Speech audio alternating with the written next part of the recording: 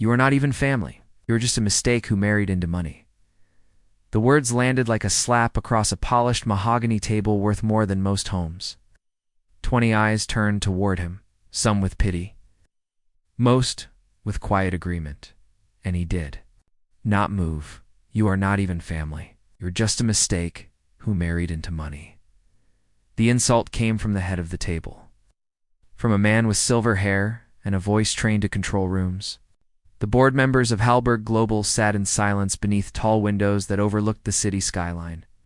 The company was valued at $10 billion. The air smelled of fresh leather chairs and strong coffee poured into crystal cups. Ethan Cole sat halfway down the table, his suit simple, his posture straight. His hands were folded calmly in front of him. Across from him, his wife Clara Halberg avoided his eyes. Her brothers sat beside her, polished and proud, whispering to one another with thin smiles. They believed he did not belong here. What they did not know was that he owned the room. Ethan did not look like a man who could buy an empire. He looked like a man who had carried too much weight for too long. His shoulders were broad, but slightly uneven, as if shaped by years of heavy gear. A thin scar curved along his jaw. Another rested just beneath his collarbone, hidden but always felt. His eyes were steady, not cold, but deep. The kind of eyes that had watched smoke rise from broken cities and still chosen to stand tall. Long before he married Clara, Ethan had worn a different uniform. He had served 3 tours overseas. He had known the smell of burning sand and diesel fuel. He had held the hand of a friend whose breathing slowed in the dark, while distant lights blinked on a horizon that did not care who lived or died. He had learned then that silence can be stronger than noise.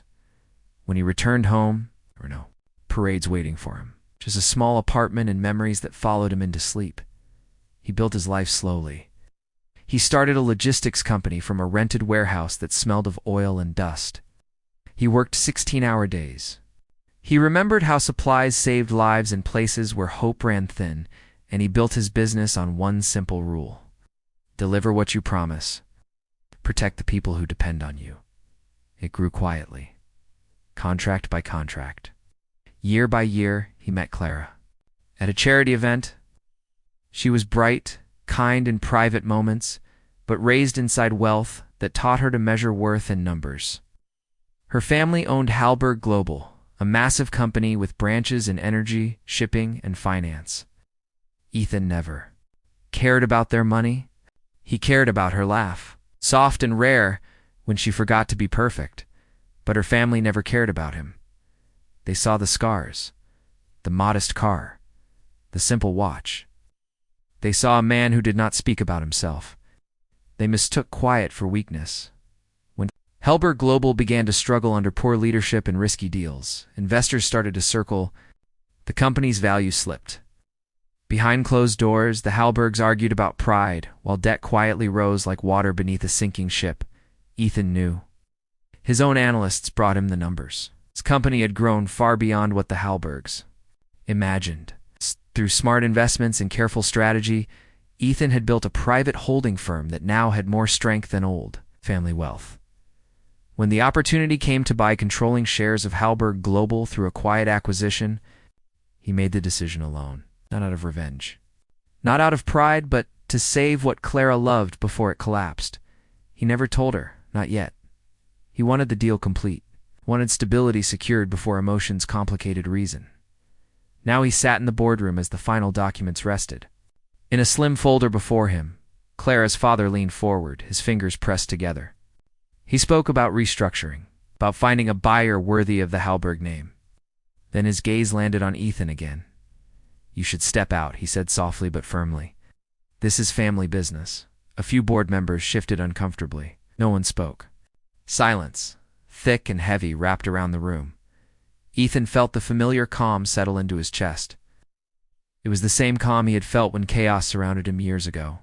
When shouting meant nothing, and clear thinking meant survival.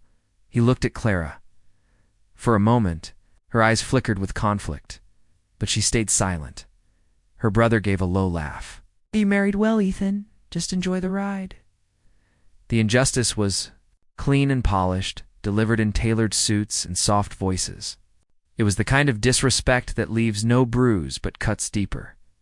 Ethan slowly reached for the folder. "Before I step out," he said evenly, "there is something you should know." His voice was not loud, did not need to be. He opened the folder and slid copies of the finalized documents down the table. The room shifted, chairs creaked, papers rustled. I scanned lines of legal language, then widened. Majority stakeholder, controlling interest, effective immediately. The silence that followed was different. It was not dismissive. It was stunned. Clara's father read the first page twice. His hand trembled, just slightly. "You bought the shares?" he asked, his voice losing its polished edge. Ethan nodded once. "Through my holding company." The deal closed this morning. The brothers exchanged looks that no longer held humor. Board members who had been silent now sat straighter. Some even allowed the smallest hint of respect to show. Ethan did not smile. He did not lean back in triumph, simply remained as he was. "I did not come here to embarrass anyone," he continued. "I came to protect what matters. This company was built by your grandfather. It deserves leadership, not pride." Clara stared at him as if seeing him clearly for the first time, not as the quiet husband who stayed in the background, but as the man who had been building something far greater than anyone guessed. Her father tried to regain control. "This is hostile. This is betrayal." Ethan's eyes softened. They did not waver. "Betrayal is letting something die because you are too proud to save it." The words hung in the air, steady and unshakable. A board member, who had been silent for years, cleared his throat. "Perhaps we should hear Mr. Cole's plan." The power in the room shifted fully then, not because Ethan raised his voice, not because he argued, but because truth stood firm and would not move. He laid out his strategy with calm clarity. Debt. Focus on long-term growth. Protect employees from mass layoffs. Strengthen ethical standards. Invest in people before profit. He spoke like a commander who understood that every decision affects lives. He did not humiliate the Hallbergs. He did not point out their mistakes. He simply presented a path forward. When he finished, the room was quiet once more. This time, it was not filled with dismissal. It was filled with consideration. Clara finally found her voice. "Why did you not tell me?" "Because I wanted to be certain first," he answered gently. "And because I did not want you to choose between me and your family."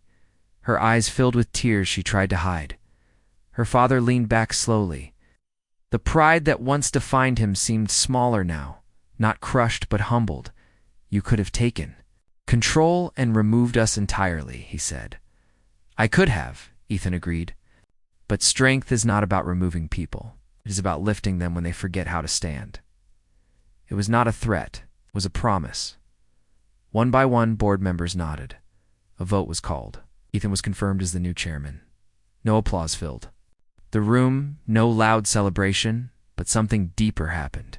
Respect settled where mockery once lived. Clara stood and walked around the table. In front of everyone, she placed her hand over Ethan's.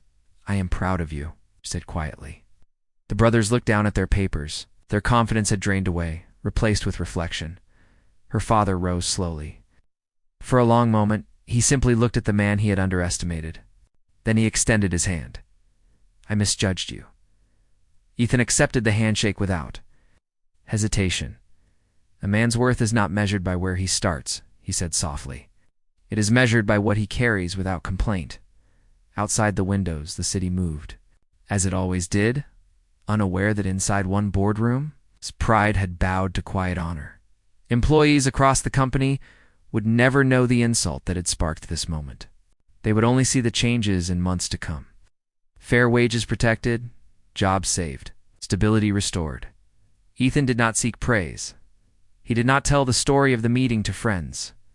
He returned to work the next morning, as he always had, focused and steady. But something had shifted within the Hallberg family.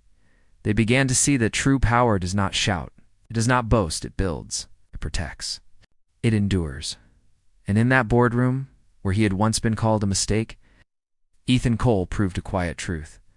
Sometimes the strongest person in the room is the one who says the least. As the days passed, Clara stood beside him not because of wealth, but because she finally understood the depth of the man she married. Her family learned that respect is earned not by name, but by character. The city lights outside Halberg Tower continued to shine each night. But inside, leadership had changed forever. If this story moved you, share where you were watching from. Tell us in the comments what strength means to you. Subscribe for more stories that honor the quiet heroes who carry more than the world can see.